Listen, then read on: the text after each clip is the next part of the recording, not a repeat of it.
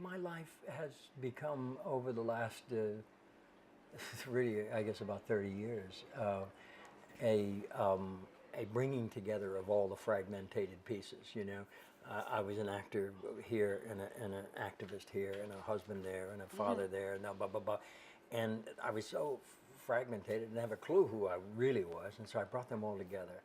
And I was just talking about that to the fellow that I interviewed a few minutes ago, and the center of the focus was my return to Catholicism. I'd been raised Catholic and I abandoned it, and I came back to a far different church in the early 1980s. You know, I came back to a church of activism and involvement, where we were not interested in saving people's soul. We were interested in saving our own souls by serving others, you know, and that was the difference, the option for the poor.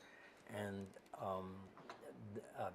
Vatican II made all the difference. And so my involvement with Catholicism was an embrace of social justice and nonviolent peace advocacy. I of course have an interest in politics, but I don't have the kind of faith in politics for being an instrument of change. I think that change comes from the grassroots level. I think people who, and particularly people who have suffered or been oppressed, or who have been given a short shrift in the culture, they make the change. You know, we're just now celebrating, and I say celebrating very consciously, the life and legacy of Mandela.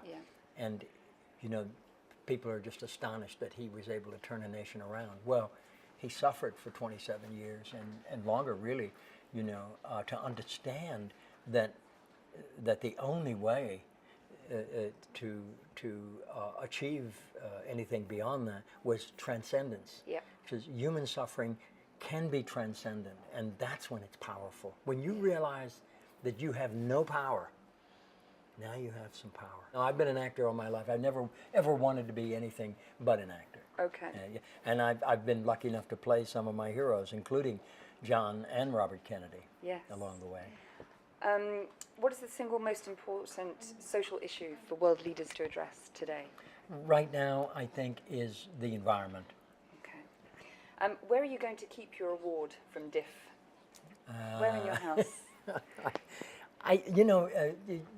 When you have children, grandchildren, and now I have great-grandchildren, you really have to be careful about displaying images of your success, because they can be intimidating to your family, you know. So we keep them in drawers, we keep them out of sight. In a drawer. We still put up, crayon drawings of the grandchildren and so forth. Because people can be,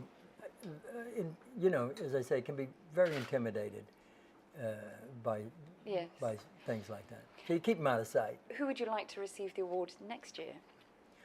Oh gosh, there's so many people. I think there are two that come to mind, whom I suspect turned it down this year. No. Michael Douglas and Harrison Ford. Yes. Okay. And you've been married for 52 years. Yeah, this month, 23rd. Yeah. What's the secret to the longevity? Well, I'm only responsible for half, But I think for me, I was lucky enough to marry someone that I adored, but I didn't realize, what an honest person she was. Determined to live an honest life, and it took me a long time to realize that that's the reason to live, is to live an honest life.